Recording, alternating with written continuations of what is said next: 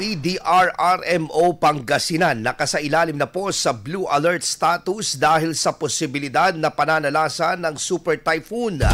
Para sa detalye kasama natin Idol Neil Muyano. 104.7 IFM Report.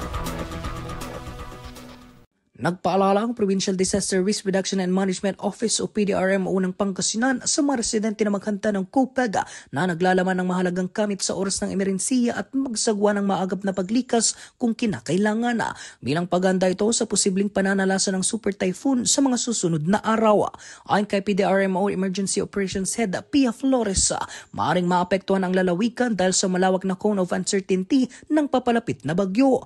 Inirekomenda rin niya ang paglilinis ng kalsada at daluyan ng tubig bilang bahagi ng pagkahanda. Dagdag pa ni Flores, pinakamahalagang maagap na paglikas lalo na sa mga nakatira sa delikadong lugar.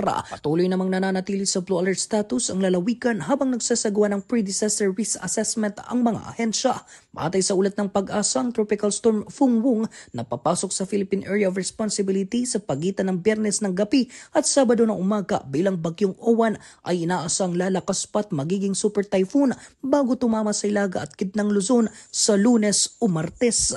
Kasama mo mula rito sa FM News Tagupan, ito si Idol Neil Muyano, tatak IFM. IFM News. IFM News. IFM News.